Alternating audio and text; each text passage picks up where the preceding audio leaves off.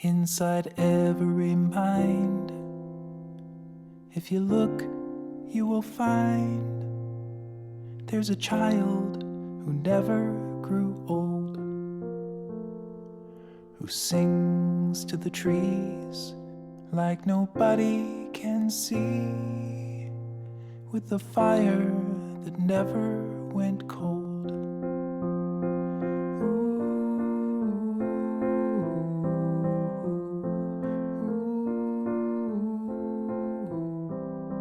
He looks up to the stars and the moon and at Mars and the endless expanse of the sky. Devoid of all doubt, just a question of how to climb up to the heavens and fly. But time is advancing, a drip then a flood. He's adrift while you're stuck on the shore, and he sails away to the depths of our brains.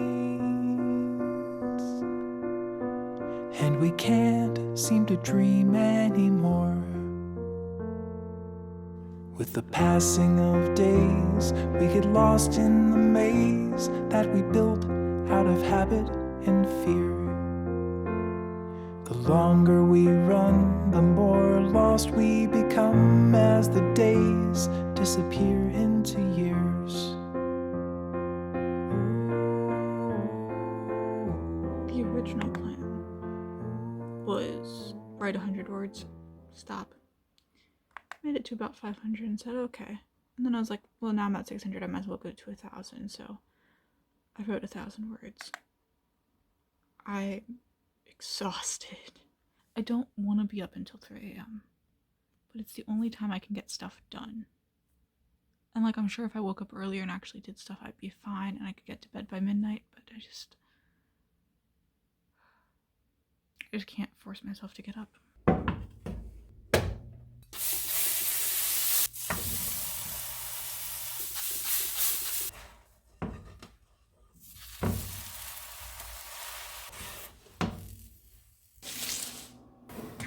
It's the 18th of November, and I am shooting for a 10K day because I need to do one for November. I tried last week and I got like 7,000 words. So I'm gonna try again today because it's like the last real time I have where I'm not like doing a bunch of stuff. So I'm gonna try today for a 10K day. I'm coming up on some exciting scenes for Project A. I really just need to like sit down and write, so we'll see how all this goes. See, even though I like outlined everything and I'm like, oh, I want this to happen, and I want this to happen, and I want this to happen, I'm still adding in scenes because I'm like, oh, I've thought about this, which has to come during these two things before this can happen. So my character just finished, or is like going in dash finishing her first day of high school. I mean, thankfully I'm not starting this 10K day at like 8 p.m. like I normally do. So I should be able to get a bit more written. Alright, so we are almost halfway through this 10K day, like word-wise. I'm sitting at 4,568 words, so we have a little bit over 5,000 words to go. And to make things a bit more interesting, I am going to be doing the haunted house crawl that is posted on the Nano website. I will post the link to it down in the description if you guys want to do it as well.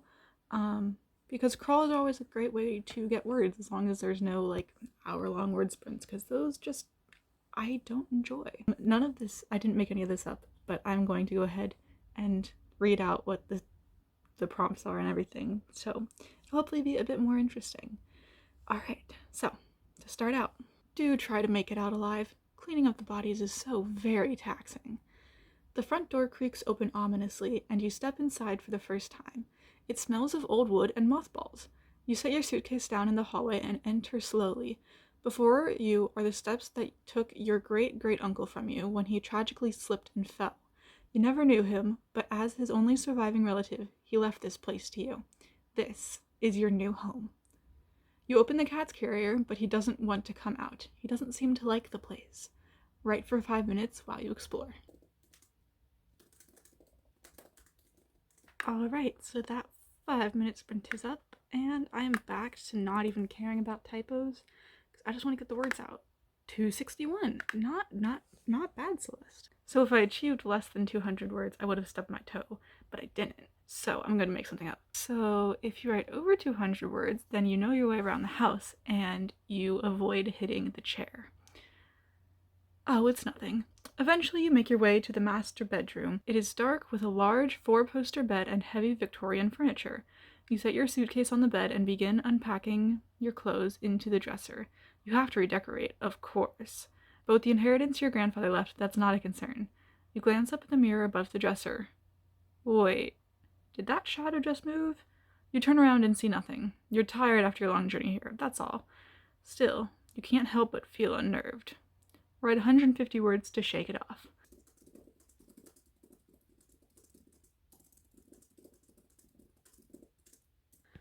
A 160 words later, I hear a knock at the door, which startles you.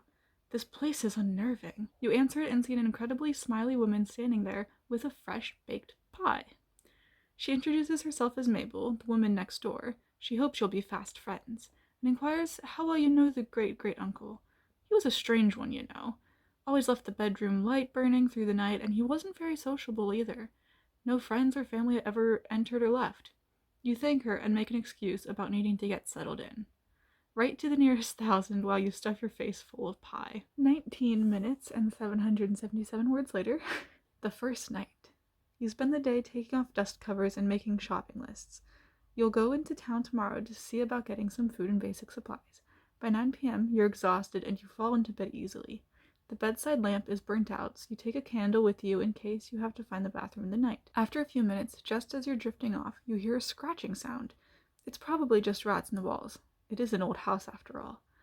You turn over and try to get back to sleep. You remember the neighbor talking about your uncle leaving the light on all night every night, though. It nags at you. The scratching continues. It sounds like it's coming from under the bed. You decide to light the candle just in case. I'm just saying now I'm gonna fail this next challenge. There's no way I can write over 500 words in 10 minutes.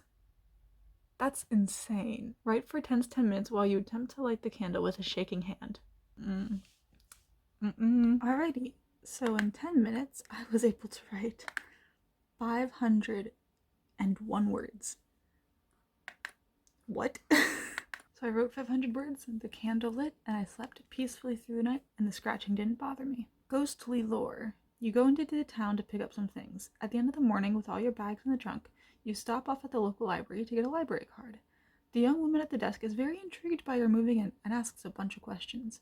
She asks why you're so interested, and she shows you the secrets hidden among the stacks. She shows you a chapter in a book of local legends. It's about the house you'd moved into. According to local records, everyone who has moved into that house has died under mysterious circumstances, since it was built in the 1800s by the mayor at the time. Allegedly, the mayor went mad and murdered his whole family shortly after moving in. He claimed it was the work of an evil spirit that had possessed him. Your great-uncle was the only person to have lasted more than a couple years, but had reportedly been a jovial, friendly man until he moved in. That didn't sound at all like the man the neighbor had described. You thank her and head home. Write 150 words while you drive home and contemplate what you just heard. So after spending 3 minutes and 18 seconds contemplating what I have learned from the library, I spend the afternoon cleaning and doing some more household repairs before turning in for the night. You replace the bulb in the bedside lamp, but don't turn it on. Despite the ghost stories, you have to get over the silly feeling that someone is watching you while you're in the house. How ridiculous. The room is dark and you can still hear the scratching. You set up rat traps, but this is the only place in the house where you've heard them. You try to fall asleep, but you just can't. The scratching seems to get louder and louder. And then there's this whispering. You open your eyes and look towards the foot of the bed. A gray hand with long nails is scratching at the footboard. Then another hand joins it. You sit up and see a woman in a black dress with dark hair grinning at you, scratching the boards. She reaches out for you and you reach out for the light. Oh dang. You flick it on and she disappears. Write for 15 minutes while you sit paralyzed by fear. 723 words later, I am gonna go check under the bed to see if she's gone. Don't look. You take a deep breath and slip out of the covers. Tentatively, your feet hit the floor. You expect to feel her sharp nails on your ankles at any second. You run to the corner of the room and turn with your back to the wall, facing the bed. Slowly, so slowly, you sink down to the floor and look under the bed. There's nothing. You breathe a sigh of relief and stand up, only to see her laying on the bed, her sharp nails scratching the headboard. She looks at you, grinning, and you scream. You run, practically flying down the hallway and almost falling down the steps. You run out into the yard and slam the door behind you. The neighbor's light flicks on. Mabel graciously allows you to spend the night on her couch, though you can scarcely describe what's happened. She seems unsurprised. You can't sleep in that house again. Write 1,000 words as you lay awake, unable to get her terrible visage out of your mind. I don't want to write 1,000 words. That's so many. 1,025 words later, I get her out of my mind. The Ouija board. The next morning, you would go to the library and ask the helpful librarian for information. She suggests that she bring over her Ouija board over after work to see if you can communicate with the ghost and figure out what she wants. You agree. That evening, you sit at the dining room table with her. Carefully, you open the board and ask if there are any spirits with you. The planktet moves on its own. Yes. You ask whether it means to hurt you. The planktet swirls around the board as if being fought over by multiple hands. You ask what it wants. It spells out the word free. The librarian asks how you can help. It spells out cellar and then your name. I think it means for you to go alone, she says. Type your name into the Scrabble score calculator, multiply your score by 100, and write that many words. Oh, are you kidding me? I tried another 900 words. I barely got through that 1,000. Okay, so 30 minutes later, I am going down to the basement. It's inevitable. The librarian stays there while you grab a flashlight and head down the dark steps into the dank basement. There's no light except for your candle, and you wave it around, expecting to see that horrible woman at any moment. Hello? You feel an ice-cold breeze across the back of your neck and roll around. What's there? Do a 10-minute word war. If you win, you see nothing but air, but if you lose, well... So I found a 10-minute word sprint on the NaNoWriMo sprints on Twitter. So I'm going to write for 10 minutes. I'm going to challenge myself against the first person that replied. So I haven't looked at it. I don't know what their word count was, but my goal is to be that person. So I've got to go all out for 10 minutes. Alright, so I got 486 words, and the person to respond to the Twitter was 348. So we won that word war, which means you see nothing behind you, but then a whisper comes into your ear. We couldn't get him, but we'll take you instead. You drop the candle in fear. Write 250 words as penance. 252 words later. The escape. The whole cellar seems to catch fire all at once. You run up the stairs in a desperate attempt to get out. The door is jammed shut. Do you try to break it down, or do you find another way out? Alright, I'm gonna write for 15 minutes, try to break down the door. So, we wrote 800, and I already lost track. 853, I think, for that one, which means that we broke down the door, where we struggled for 15 minutes while fighting against the supernatural force holding it closed, and we survived. The decision. Just as you make it out, you realize that the librarian might still be inside. Do you rush in to save her, or do you hope she makes it out on her own? We're gonna rush in to save her. 198 words later, we sprint inside and save the librarian. Happily ever after. The firefighters put out the blaze you started, but now all you have is a scrap of land with a pile of ashes on it. Still, you feel relieved. The evil seems to have vanquished from the place. Write 150 words while you rebuild. Yay! Alright, 179 words completed, and we have finished this word crawl. Alright, so all in total, for just the crawl, I wrote 6,503 words, which brings my total for the day 18 of Nano, up to 11,062 words. Give or take some, because Scrivener likes to count hyphens as 2 words, even though it's 1 word. It's fine. And I think I'm just gonna end it there, because that's a good place to end, and I don't really want to try to write this scene that's not coming easily right now, and I'll just leave that for tomorrow.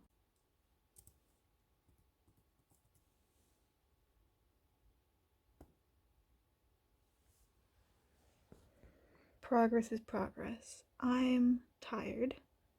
I redyed my hair today, so we're back to this color.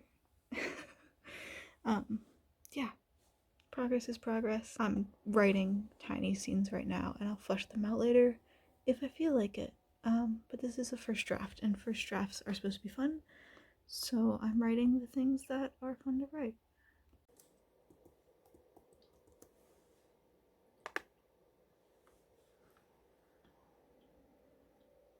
Alright, so I am going to leave this vlog on a little note of progress is not linear. I think especially with Nano, people expect you to write every day and hit that 1,667 words per day, and that, yes, it is feasible and yes, people do it, but realistically, there's so much going on, especially in the month of November, that it's just progress isn't linear. And I think once we realize that, and that's a good thing. So I'm about 5,000 words away from winning Nano.